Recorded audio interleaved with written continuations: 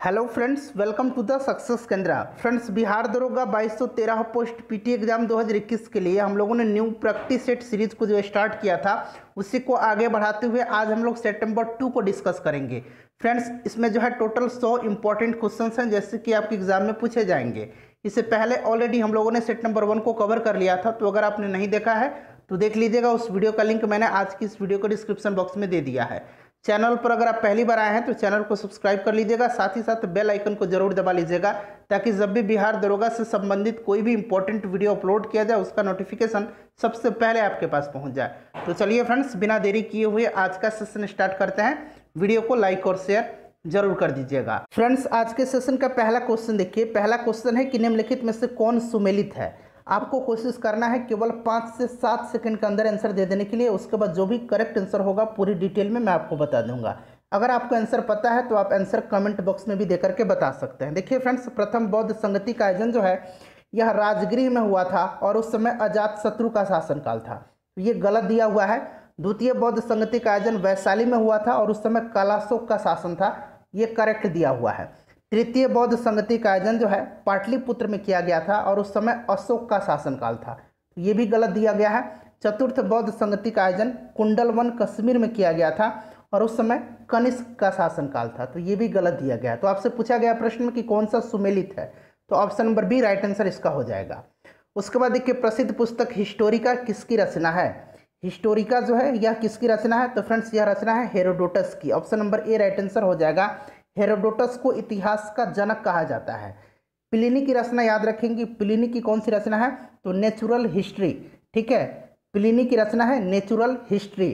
अगला क्वेश्चन देखिएगा। और फ्रेंड्स, आपसे रिक्वेस्ट है प्लीज़ वीडियो को लाइक जरूर किया करें। देखिए 100 क्वेश्चन मैं कंटिन्यू बोलूँगा, काफ़ी मेहनत लगता है आपके लिए। मैं इतना मेहनत करता हूँ, आपको सिर्फ लाइक कर देना है और सेशन जब समाप्त होगा तो इसे किसी भी ग्रुप में आप शेयर जरूर कर दीजिएगा। देखिए तीसरा क्वेश्चन है कि सत्यशोधक समाज की स्थापना किसने की थी।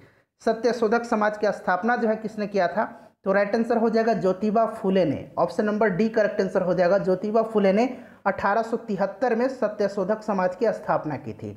ज्योतिबा फुले ने एक पुस्तक लिखी है गुलामगिरी। पूछा जाता है गुलामगिरी किनकी रचना है, तो ज्योतिबा फुले की। अगला क्वेश्चन देखिएगा। नेक्स्ट क्वेश्चन है कि the poverty and un British rule in India पुस्तक के लेखक कौन है। काफ़ी इंपॉर्टेंट है।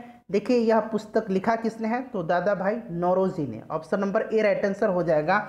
दादा भाई नौरोजी ने इस पुस्तक में धन का निकास का सिद्धांत, द थ्योरी ऑफ ड्रेन का जो है वर्णन किया है। अगला क्वेश्चन देखिएगा। नेक्स्ट क्वेश्चन हमारा कि निम्नलिखित में से कौन सा महाजनपद दक्षिण भारत में स्थित था। दक्षिण भारत में एकमात्र महाजनपद था गोदावरी नदी क्षेत्र में और इसका नाम क्या है, Asmaka. Option number C correct answer हो जाएगा। इसकी राजधानी कहाँ थी, तो इसकी राजधानी पोतन या फिर पोटली भी कहा जाता है, ध्यान रखेंगे। ठीक है फ्रेंड्स, चलिए नेक्स्ट क्वेश्चन देखिएगा। अगर हम बात करें मत्स्य महाजनपद की राजधानी कहाँ थी, तो ध्यान रखेंगे विराटनगर थी, कंबोज की हाटक थी और गंधार की तक्षशिला थी। नेक्स्ट क्वेश्चन देखिएगा कि किस चार्टर एक्ट के तहत बंगाल के गवर्नर जनरल को भारत के गवर्नर जनरल बना दिया गया। काफ़ी इंपॉर्टेंट क्वेश्चन है।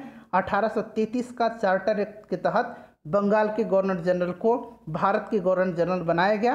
राइट आंसर इसका क्या हो जाएगा, 1833। Option number B right answer हो जाएगा। और इसके तहत भारत का पहला गवर्नर जनरल कौन बना था, तो ये बना था विलियम बेंटिक। ठीक है, चलिए उसके बाद नेक्स्ट क्वेश्चन देखिएगा कि बंगाल विभाजन रद्द किस वायसराय के समय में हुआ था।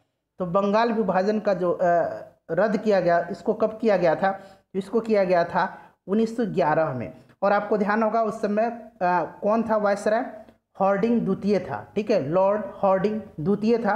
राइट आंसर इसका ऑप्शन नंबर डी हो जाएगा। इसी के समय में जॉर्ज पंचम जो कि ब्रिटेन के राजा थे, वो भारत की यात्रा में आए थे। दिल्ली में एक भव्य दरबार का आयोजन किया गया था और उसी दरबार में बंगाल विभाजन को रद्द किया गया और दिल्ली को भारत की राजधानी घोषित किया गया और 1912 में दिल्ली भारत की राजधानी बनी। नेक्स्ट क्वेश्चन देख लीजिए। अगला क्वेश्चन हमारा कि अभिनव भारत की स्थापना निम्न में से किनके द्वारा की गई थी।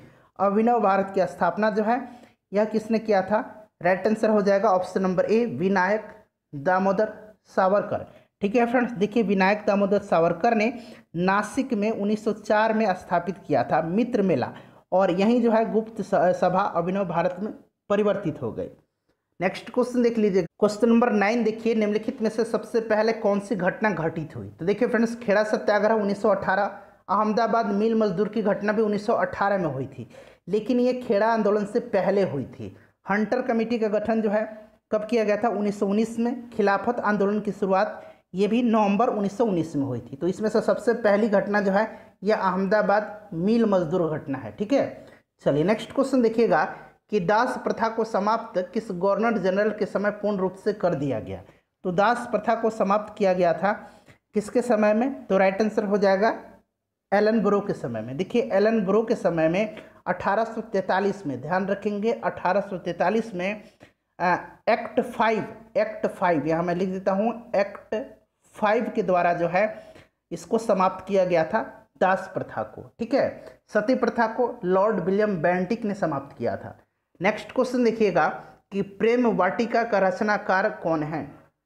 तो राइट आंसर हो जाएगा Raskhan, option number C correct answer हो जाएगा। प्रशासन को सुदृढ़ करने हेतु अलाउद्दीन खिलजी का महत्वपूर्ण कदम इनमें से कौन था, बताइए राइट आंसर इसका क्या हो जाएगा। तो मूल्य नियंत्रण प्रणाली, option number D right answer इसका हो जाएगा, ठीक है फ्रेंड्स, काफ़ी इंपॉर्टेंट है। देखिए ये जो मूल्य नियंत्रण था इसका व्यापक वर्णन जियाउद्दीन वर्नी के ग्रंथ तारीख़ फिरोज शाही में की गई है। आपको पता होगा कि ये जो अलाउद्दीन खिलजी था इसने घोड़े दागने, सैनिकों की हुलिया रखने, सैनिकों को नियमित वेतन देने और साथ ही साथ मूल्य नियंत्रण प्रणाली को लागू किया था। नेक्स्ट क्वेश्चन देखिएगा कि गांधी इरविन समझौते की आलोचना का मुख्य कारण क्या था। तो गांधी इरविन समझौता जो है ये कब हुआ था, 1931 में हुआ था। ये सन आप याद रखेंगे, क्लियर। और देखिए इसमें से अगर हम बात करें तो इसकी आलोचना का मुख्य कारण था कि इसमें क्रांतिकारी भगत सिंह, राजगुरु तथा सुखदेव जिन्हें की फांसी की सजा सुनाई गई थी उनको बचाने के लिए प्रयास नहीं किया गया था। तो करेक्ट आंसर अगर हम बात करें तो ऑप्शन नंबर इसका सी हो जाएगा। उसके बाद देखिए इस्तेमारी बंदोबस्त का मुख्य प्रभाव था, इस्तेमारी बंदोबस्त ये, या फिर आप कहें इसको अस्थाई बंदोबस्त, ठीक है। तो आपको पता होगा अस्थाई बंदोबस्त 1793 में लॉर्ड कार्नवालिस के द्वारा लागू किया गया था, ठीक है फ्रेंड्स। और इसमें जो है भूमि के लगान का 90% भाग जो है कंपनी को देना पड़ता था और मात्र 10% ही अपने पास जो जमींदार थे उनको रखना होता था। तो राइट आंसर इसका क्या हो जाएगा, right answer option number A हो जाएगा। कंपनी का निश्चित लगान था ये, चाहे उत्पादन हुआ हो या न हुआ हो, 90% जो है ये कंपनी को देना होता था। उसके बाद देखिएगा कि 19वीं शताब्दी में सामाजिक और धार्मिक सुधारों का महत्वपूर्ण कारण क्या था। इसका महत्वपूर्ण कारण जो था वो क्या था, तो राइट आंसर इसका हो जाएगा पाश्चात्य शिक्षा ग्रहण करने वाले कुछ बुद्धिजीवी भारतीयों ने हिंदू धर्म और संस्कृति में विद्यमान बुराइयों एवं अंधविश्वासों के प्रति घृणा का प्रदर्शन किया और भारतीय समाज को पर्याप्त सीमा तक आधुनिक राष्ट्र बनाने का प्रयास किया था। तो करेक्ट आंसर हो जाएगा पश्चिमी शिक्षा और जागृति, ठीक है। चलिए उसके बाद देखिएगा कि चंबल नदी पर कौन सा बांध निर्मित है। चंबल नदी पर कौन सा बांध निर्मित है, तो गांधी सागर बांध है, राणा प्रताप सागर है और कोटा बांध है। तो इनमें से सभी जो है करेक्ट आंसर इसका हो जाएगा, ठीक है फ्रेंड्स। चलिए नेक्स्ट क्वेश्चन देखिएगा, अगला क्वेश्चन है हमारा क्वेश्चन नंबर 17 कि पूर्वी जर्मनी और पश्चिमी जर्मनी इन दोनों का एकीकरण जो है किस वर्ष हुआ था। इंपॉर्टेंट क्वेश्चन है, आपको पता भी होगा कि 1990 को पूर्वी जर्मनी और पश्चिमी जर्मनी का ऐतिहासिक एकीकरण संपन्न हुआ था। तो 1990 इसका करेक्ट आंसर हो जाएगा। फ्रेंड्स प्लीज़ वीडियो को लाइक जरूर किया करें। देखिए 18 नंबर है कि निम्नलिखित में से कौन सा राज्य 3 देशों से सीमा बनाता है। ये जो है यहाँ पर ग्रुप दिया हुआ है 2-2 राज्यों का, बताइए इनमें से कौन सा जो है 3 देशों से सीमा साझा करते हैं। अगर हम पश्चिम बंगाल की बात करें तो पता होगा आपको कि पश्चिम बंगाल नेपाल, भूटान और बांग्लादेश से सीमा साझा करता है। तो ये तो 3 देशों से करता है। असम जो है, असम मात्र 2 देशों से करता है, ठीक है फ्रेंड्स। आपको पता होगा असम भूटान और बांग्लादेश से ही सीमा साझा करता है, ठीक है। यहाँ पर देख लीजिए। और सिक्किम जो है, सिक्किम चीन, नेपाल तथा भूटान से सीमा साझा करता है। तो ये भी 3 देशों से करता है, लेकिन यहाँ 2-3 का ग्रुप बन रहा है, 3-3 का नहीं बन रहा है। सिक्किम जो है 3 देशों से, उत्तराखंड नेपाल से सीमा साझा करता है, पश्चिम बंगाल 3 देशों से और सिक्किम भी 3 देशों से। तो correct answer option number D हो जाएगा। पश्चिम बंगाल किससे सीमा साझा करता है, नेपाल, भूटान तथा बांग्लादेश, और सिक्किम जो है चीन, नेपाल तथा भूटान से सीमा साझा करता है। निम्न देशों में से कौन सा देश स्थल रुद्ध है, लैंड लॉक्ड कंट्री, बताइए। तो राइट आंसर इसका क्या हो जाएगा फ्रेंड्स, राइट आंसर इसका हो जाएगा Laos, option number A correct answer हो जाएगा। लाओस जो है ये एशिया महादेश का एक स्थलरुद्ध देश है। एशिया महादेश में और भी देश हैं जो कि स्थलरुद्ध हैं, और Afghanistan, Azerbaijan, Bhutan, Nepal, Turkmenistan, Kazakhstan, Kyrgyzstan, Mongolia, Tajikistan, Uzbekistan. ठीक है, नाम ध्यान रखेंगे, बहुत सारे हैं। अगर पूछा जाए कि सबसे बड़ा लैंडलॉक्ड कंट्री कौन सा है, तो याद रखेंगे कजाकिस्तान है। कौन सा है? कजाकिस्तान है। ठीक है, चलिए उसके बाद देखिए, मिट्टी में खारापन एवं क्षारीयता की समस्या का समाधान क्या है? तो इसका समाधान क्या है? ऑप्शन पढ़िए और बताइए। देखिए फ्रेंड्स, जिप्सम के प्रयोग से खेतों में खारापन एवं क्षारीयता की मात्रा समाप्त हो जाती है। इसके प्रयोग से जो बंजर भूमि है वो फसल उगाने लायक हो जाती है। तो ऑप्शन नंबर इसका बी करेक्ट आंसर इसका हो जाएगा।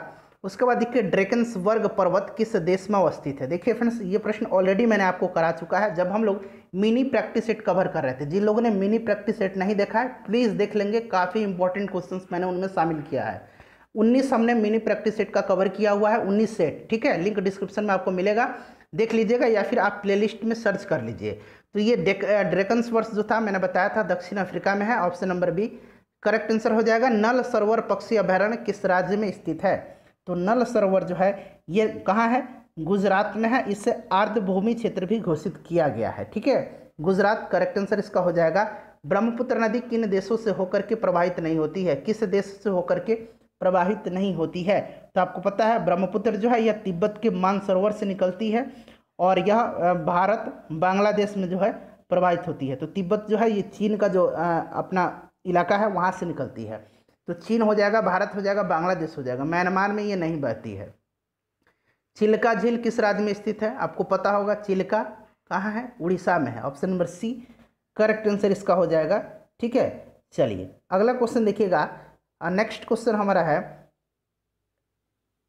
कि कौन सी अंतर्राष्ट्रीय रेखा भारत के बीच से होकर के गुजरती है? तो भारत के बीच से 23.5 डिग्री उत्तरी अक्षांश रेखा गुजरती है, जिसको कि हम लोग कर्क रेखा कहते हैं। कर्क रेखा भारत के 8 राज्यों से होकर के गुजरती है। गुजरात, राजस्थान, मध्य प्रदेश, छत्तीसगढ़, झारखंड, पश्चिम बंगाल, त्रिपुरा एवं मिजोरम से।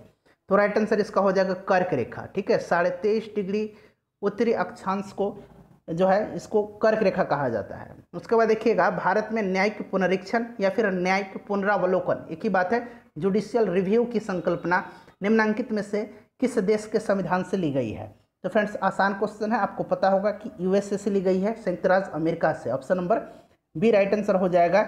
न्यायिक पुनरीक्षण, मौलिक अधिकार, उपराष्ट्रपति का पद, ये सभी जो है कहाँ से लिया गया है? संयुक्त राज्य अमेरिका से। यूनाइटेड किंगडम से संसदीय प्रणाली, एकल नागरिकता लिया गया है। ठीक है, यूएसएसआर यानी कि सोवियत संघ से क्या लिया गया है? मौलिक कर्तव्य लिया गया है। ऑस्ट्रेलिया से समवर्ती सूची लिया गया है। अगला क्वेश्चन देखिएगा कि किसी अपराध के अभियुक्त को स्वयं अपने विरुद्ध गवाह बनने के लिए बाध्य नहीं किया जा सकता है। भारतीय संविधान के किस अनुच्छेद में यह प्रावधान है? इंपॉर्टेंट क्वेश्चन है। तो राइट आंसर जो है जाएगा ऑप्शन इसका बी हो जाए, माफ कीजिएगा ए हो जाएगा, अनुच्छेद 20(3) में। देखिए अनुच्छेद 20 जो है आर्टिकल 20, इसमें अपराधों के लिए दोष सिद्धि के संबंध में संरक्षण है। इसके तहत 3 प्रकार के स्वतंत्रता का वर्णन किया गया है। पहला है यानी कि 20(1) में क्या है? 20(1) में है किसी भी व्यक्ति को एक अपराध के लिए सिर्फ एक बार ही सजा मिलेगी। 20(2) में क्या है? 20(2) में क्या है फ्रेंड्स? तो अपराध करने के समय जो कानून है उसी के तहत उसको सजा मिलेगी, न कि पहले और बाद वाले कानून के तहत। और 20(3) में क्या है? तो 20(3) में दिया गया है कि किसी भी व्यक्ति को स्वयं के विरुद्ध न्यायालय में गवाही देने के लिए बाध्य नहीं किया जा सकता है। अनुच्छेद 21 में क्या है? तो प्राण एवं दैहिक स्वतंत्रता का संरक्षण है। अनुच्छेद 21 क में क्या है? 21 क इंपॉर्टेंट है। 21 क में राज्य 6 से 14 वर्ष की आयु के समस्त बच्चों को ऐसे ढंग से जैसा कि राज्य विधि द्वारा अवधारित करे निःशुल्क तथा अनिवार्य शिक्षा उपलब्ध कराएगा। ये 86वां संविधान संशोधन 2002 के तहत जो है इसको जोड़ा गया है। उसके बाद अगर हम बात करें अनुच्छेद 22 में, तो कुछ दशाओं में गिरफ्तारी और निषेध में संरक्षण दिया गया है इस आर्टिकल के तहत। अनुच्छेद 74 जो है यह मंत्रिपरिषद से संबंधित है। 28 नंबर देखिए, सेवानिवृत्ति होने के पश्चात सर्वोच्च न्यायालय के न्यायाधीश वकालत कर सकते हैं।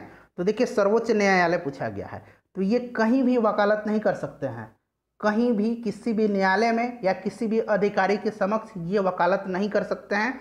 ऑप्शन नंबर डी इसका करेक्ट आंसर हो जाएगा, ध्यान रखेंगे। वहीं अगर हम बात करें कि जो हाई कोर्ट के वकील हैं, उच्च न्यायालय के वकील हैं, जो न्यायाधीश हैं वो सर्वोच्च न्यायालय अथवा अन्य उच्च न्यायालय में उसको छोड़ करके, जहां वो काम कर रहे थे उसको छोड़ करके दूसरे न्यायालय में वो वकालत कर सकते हैं।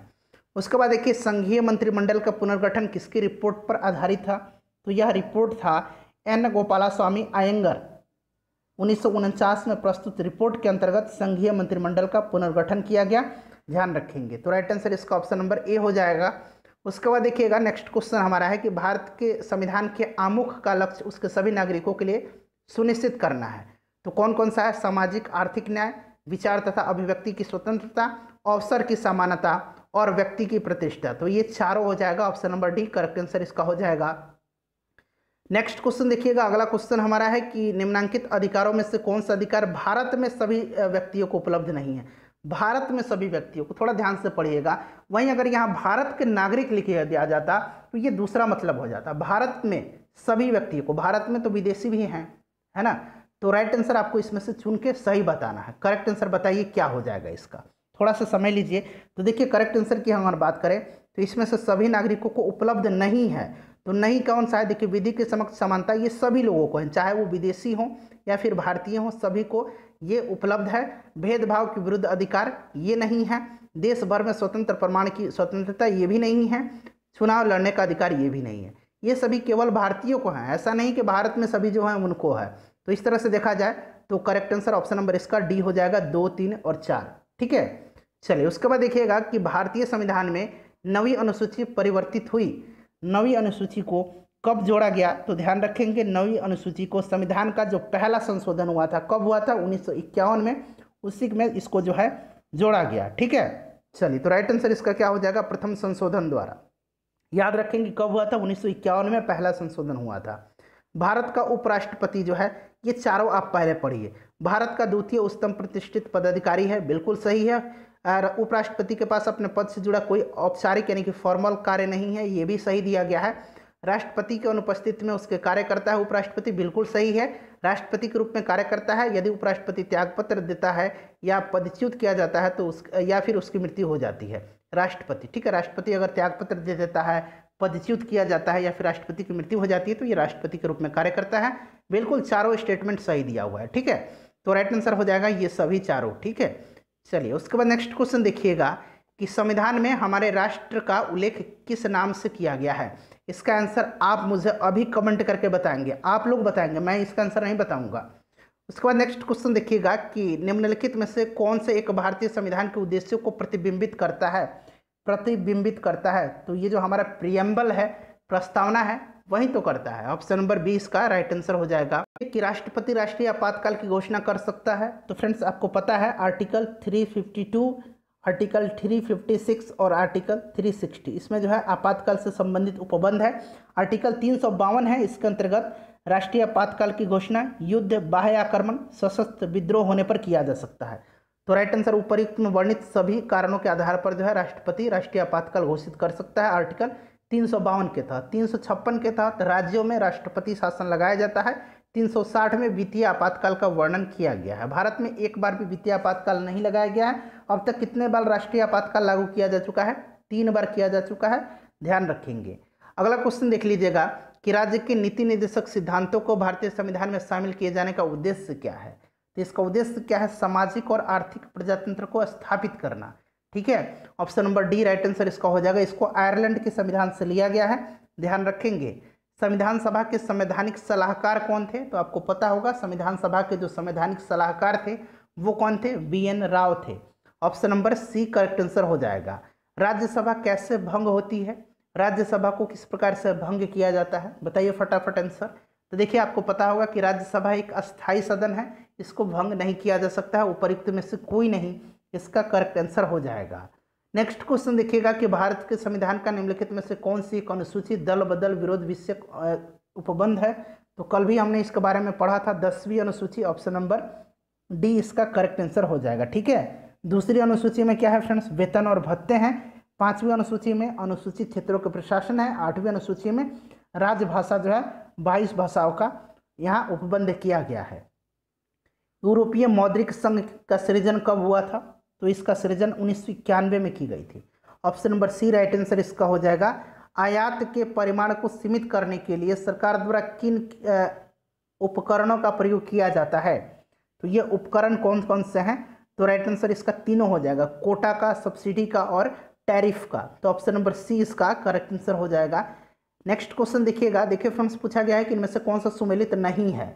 देखिए बोकारो इस्पात संयंत्र की स्थापना जो है ये जर्मनी के सहयोग से नहीं किया गया था, ये किसके सहयोग से किया गया था? सोवियत संघ के सहयोग से किया गया था। तो सुमेलित नहीं दिया है ऑप्शन नंबर ए, बाकी सभी जो है ये सुमेलित हैं। ठीक है, चलिए उसके बाद अगला क्वेश्चन देखिएगा। हवाला कारोबार उन भुगतानों से संबंधित है जो, अब यहाँ आपको चारों ऑप्शन दिख रहा है, अब बताइए इसका राइट आंसर क्या हो जाएगा। देखिए हवाला व्यापार मुद्रा हस्तांतरण की एक अवैध प्रक्रिया है जिसके अंतर्गत क्या होता है? विदेशी मुद्रा का विनिमय किया जाता है और यह एक जो है ब्लैक मनी का पार्ट होता है। ठीक है, तो करेक्ट आंसर की अगर हम बात करें तो इसका करेक्ट आंसर क्या हो जाएगा? राइट आंसर इसका 44 का ए हो जाएगा। सरकारी माध्यम से गुजरे बिना विदेशी मुद्रा के बदले रुपये और रुपये के बदले विदेशी मुद्रा में किए जाते हैं। ठीक है, उसके बाद देखिए भारत में करों का भुगतान करना निम्न में से क्या है? तो करों का जो भुगतान करना है यह एक प्रकार का हमारा कानूनी दायित्व है। ठीक है, चलिए राइट आंसर इसका क्या हो जाएगा? ऑप्शन नंबर बी हो जाएगा। फ्रेंड्स प्लीज़ वीडियो को लाइक कर दीजिए, बार बार मुझे बोलना अच्छा नहीं लगता और आप लोग बिल्कुल लाइक नहीं करते हैं। लाइक करने में यार क्या चाहता है आप बताइए। चलिए उसके बाद देखिएगा, मैं कोई सपोर्ट भी आपसे नहीं मांगता हूं कि आप मुझे 1 रुपया 2 रुपया 5 रुपया डोनेट करें, बस मैं इतना उम्मीद रखता हूं कि आप वीडियो को लाइक करें और वीडियो को शेयर ज़रूर करें, और अगर पसंद नहीं आती है तो आप डिसलाइक भी कर सकते हैं, आप स्वतंत्र हैं। देखिए भारत में भारतीयों द्वारा 1881 में स्थापित था, उनके प्रबंध में चलने वाला समिति देवता का देयता होगा यहाँ पर का प्रथम बैंक कौन था? तो फ्रेंड्स ये बैंक जो था ये अवध कमर्शियल बैंक था। Option number B right answer इसका हो जाएगा। 1881 में सीमित देयता वाली, ठीक है, सीमित देयता, यहाँ देवता लिख दिया गया था, देयता वाली भारतीय बैंक थी। क्लियर है? चलिए उसके बाद नेक्स्ट क्वेश्चन देखिएगा कि मुद्रा योजना का लक्ष्य क्या है। सबसे पहले मुद्रा का फुल फॉर्म आपको पता होना चाहिए, micro units development and refinance agency. इसकी शुरुआत 2015 में की गई थी। ठीक है फ्रेंड्स, और राइट आंसर इसका क्या हो जाएगा? जब फाइनेंस लगा हुआ है तो लघु उद्यमियों को माइक्रो फाइनेंस, ठीक है, माइक्रो यूनिट्स, ठीक है, micro units development and refinance agency. Clear? Option number A right answer हो जाएगा, लघु उद्यमियों को औपचारिक वित्तीय प्रणाली में लाना। ऑप्शन नंबर ए सही आंसर इसका हो जाएगा। ठीक है, चलिए उसके बाद नेक्स्ट क्वेश्चन है डिजिटल एकल बाजार कार्यनीति, डिजिटल सिंगल मार्केट स्ट्रेटेजिक पद किसे निर्दिष्ट करता है? तो ये जो है किसे निर्दिष्ट करता है? ईयू को। ठीक है, राइट आंसर इसका क्या हो जाएगा? ऑप्शन नंबर सी हो जाएगा। उसके बाद देखिएगा कि निम्न में से कौन सा एक वित्तीय समावेशन की प्रक्रिया को वित्तीय समावेशन की प्रक्रिया की सफलता में बाधक है? तो ये कौन सा बाधक है? ये बाधक है बिल्कुल निम्न आय है, निरक्षरता है और बैंक शाखाओं का अभाव है। Option number D correct answer हो जाएगा। बहुत ही सिंपल इकोनॉमिक्स के क्वेश्चन हैं। देखिए इकोनॉमिक्स के क्वेश्चन मान के चलिए आप 10 क्वेश्चन अगर तैयार कर लेते हैं तो अच्छी खासी आपकी इकोनॉमिक्स की तैयारी हो जाएगी।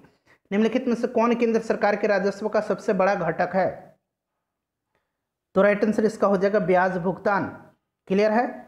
उसके बाद देखिएगा कि FSR यानी कि वित्तीय स्थिरता रिपोर्ट कौन जारी करता है? तो देखिए वित्तीय स्थिरता रिपोर्ट जो है यह कौन, फाइनेंशियल स्टेबिलिटी रिपोर्ट जो है यह रिजर्व बैंक द्वारा जारी करता है, और यह जो है रिजर्व बैंक का एक अर्धवार्षिक प्रकाशन है, अर्धवार्षिक रूप से इसको प्रकाशित करता है। निम्नलिखित कथनों पर विचार कीजिए और राइट आंसर आपको चुन करके बताना है। वर्ष 1966 से 1969 के दौरान 3 वार्षिक योजनाएं बनाई गई। योजना अवकाश के दौरान नई कृषि नीति को अपना करके हरित क्रांति की शुरुआत की गई।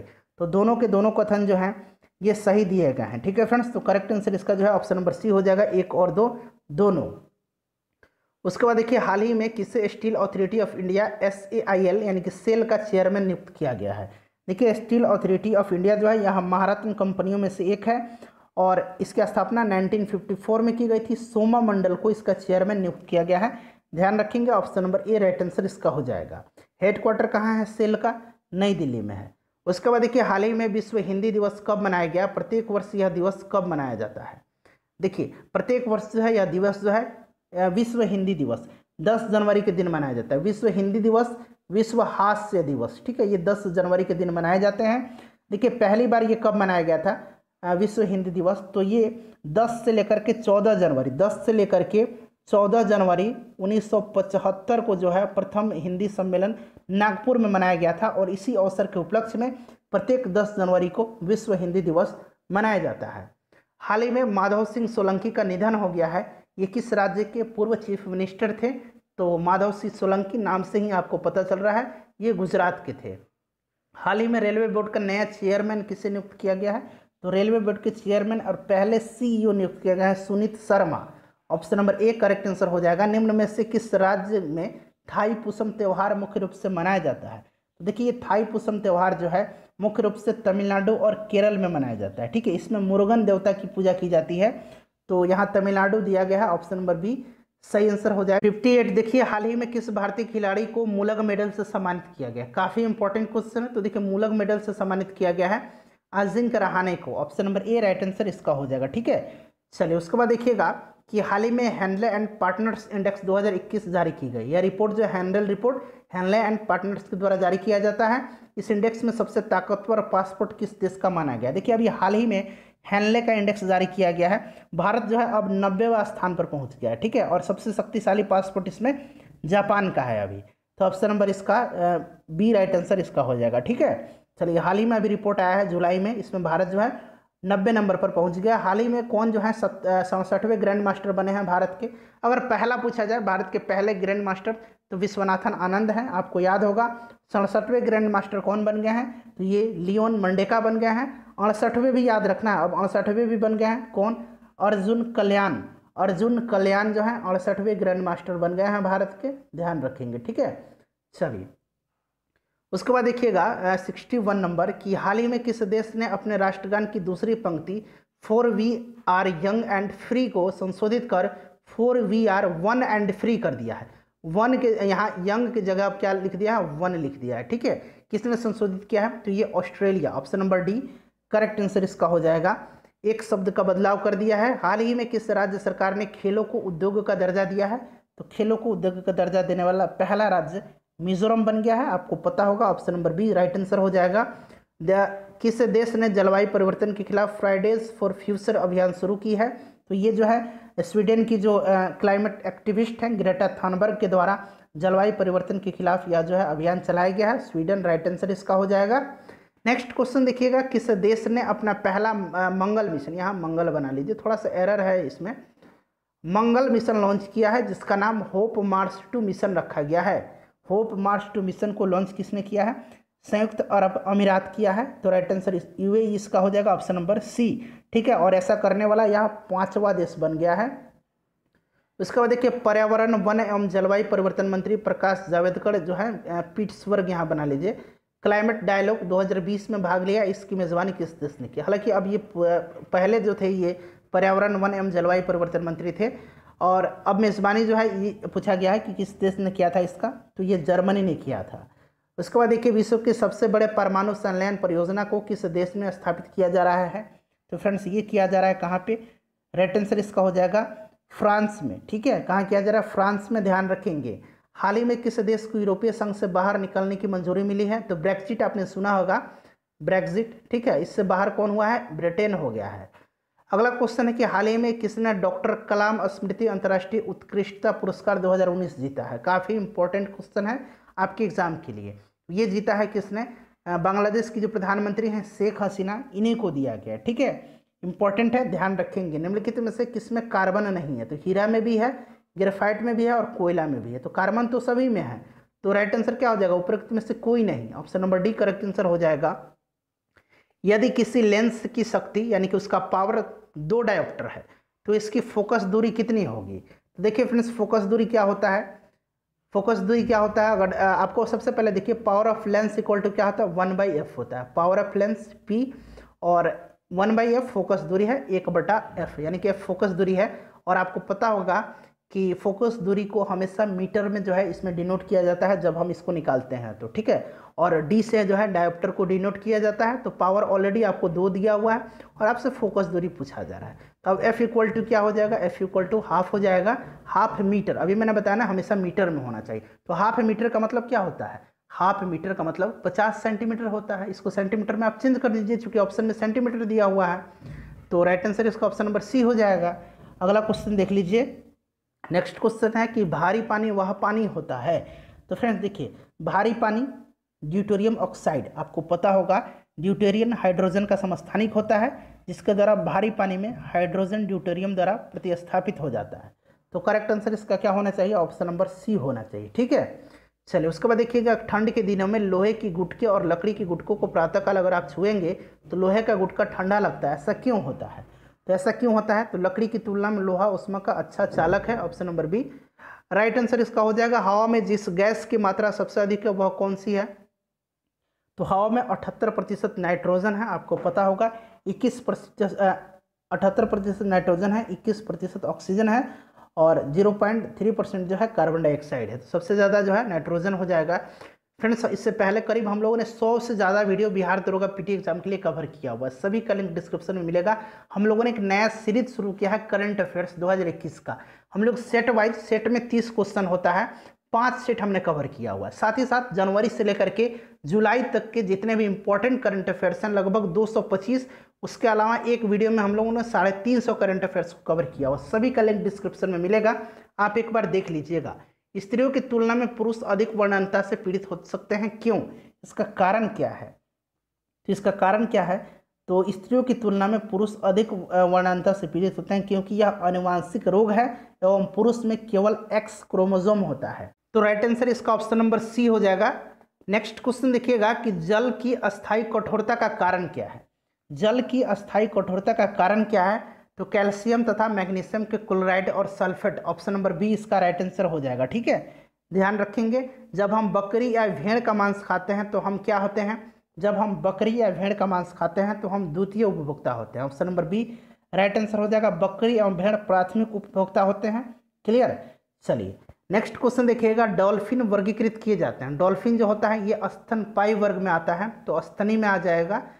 आर्कियोपेट्रिक्स क्या है? कई बार पूछा गया। देखिए आर्कियोपेट्रिक्स जो है यह जुरासिक युग का एक सर्व पुरातन पक्षी का जीवाश्म है। तो करेक्ट आंसर क्या होना चाहिए? ऑप्शन नंबर ए, जुरासिक युग का सर्व पुरातन पक्षी का जीवाश्म। सबसे लंबा जीवित वृक्ष कौन सा है? यूकेलिप्टस है, option number A right answer इसका हो जाएगा, यूकेलिप्टस है। ठीक है, ध्यान रखेंगे। एस्पिरिन क्या है? देखिए फ्रेंड्स, एस्पिरिन क्या है? तो एस्पिरिन जो है ये एक एंटीपायरेटिक दवा है।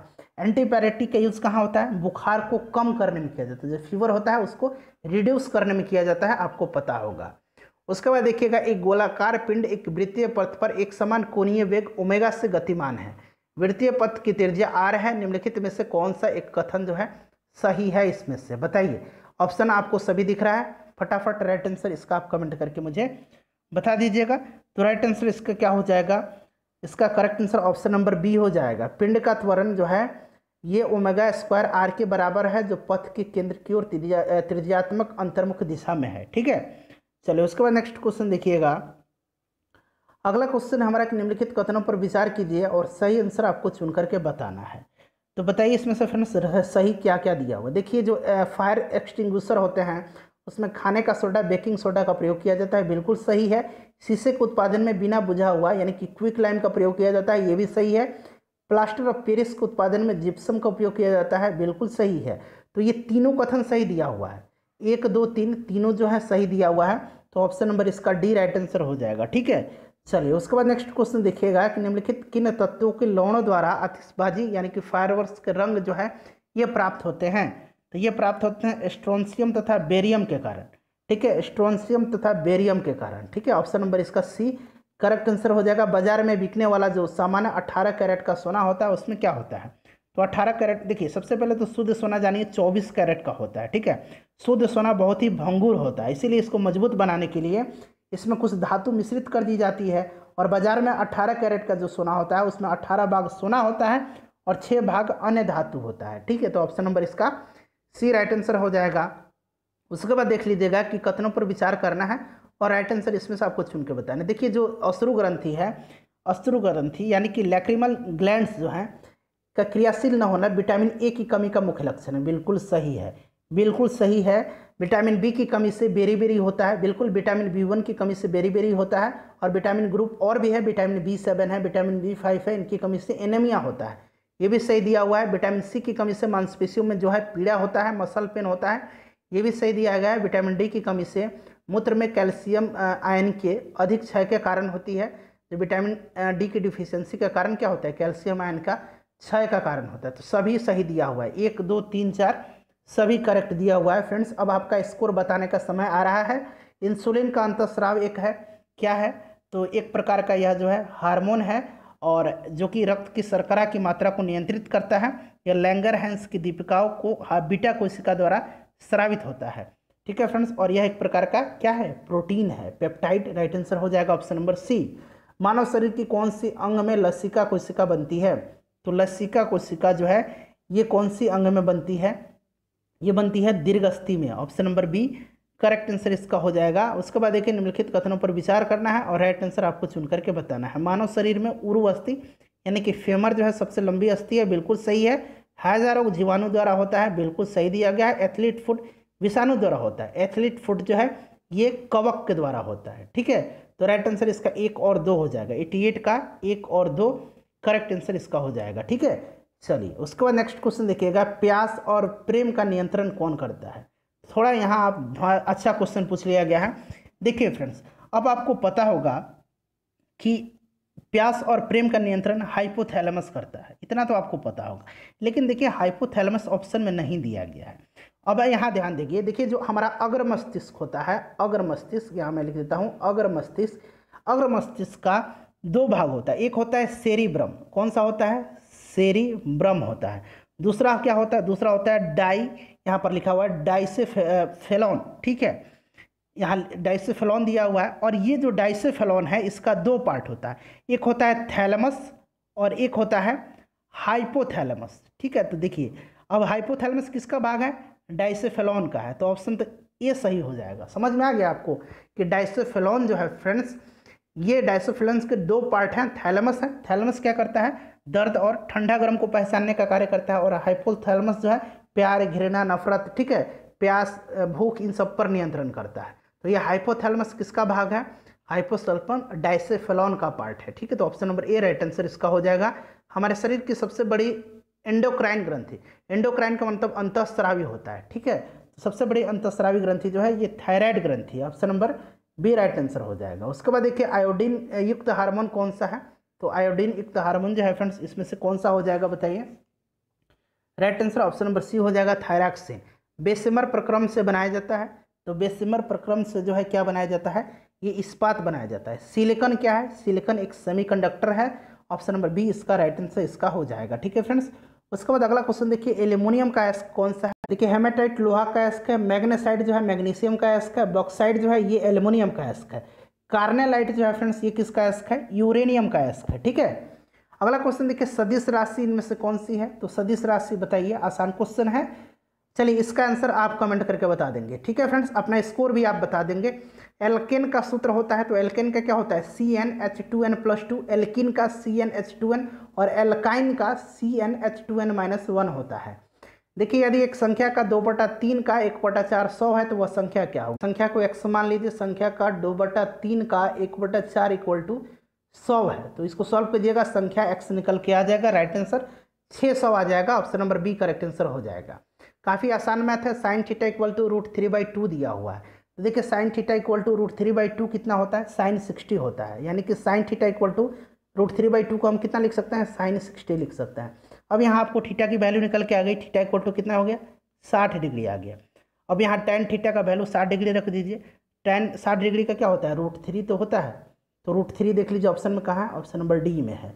उसके बाद 99 नंबर है, 99 नंबर क्या कर रहा है कि 10% लाभ किसी वस्तु को 3735 में बेचने पर उसको 10% की हानि होती है, इसे कितने में बेचे कि उसे 10% का लाभ हो। आसान क्वेश्चन है, आप इसको निकालिएगा, 4565 इसका राइट आंसर हो जाएगा। और नंबर देखिएगा कि 20 निरीक्षणों का अंगणितीय माध्य 15.5 है, बाद में यह पाया गया कि एक निरीक्षण गलती से 24 के बजाय 42 पढ़ लिया गया है, तो सही माध्य आपसे पूछा जा रहा है। तो देखिए 15.5 × 20 टोटल 20 निरीक्षण है, दशमलव से यहाँ 0 चल जाएगा तो ये 310 हो जाएगा ना। अब देखिए 310 और माइनस कर दीजिए, क्योंकि 24 के बजाय जो है 42 पढ़ लिया गया था, ज़्यादा पढ़ लिया गया था, तो अब कम हो जाएगा, कम घटा दीजिए, 42 में से 24 18 आ जाएगा। टोटल कितने हैं परीक्षण, तो 20 हैं। इसको सॉल्व कर दीजिएगा, 310 में से 18 घटा दीजिए, 292 आ जाएगा, और बटा कितना आ जाएगा नीचे 20 आ जाएगा। इसको सॉल्व कर दीजिएगा 292 बटा 20 को, तो राइट आंसर 14.6 निकल के आ जाएगा। Option number C correct answer हो जाएगा। फ्रेंड्स अपना स्कोर प्लीज़ बता दीजिएगा, वीडियो को लाइक और शेयर कर दीजिएगा। डेली 11 से 12 के बीच में आपको एक प्रैक्टिस सेट मिल जाएगा।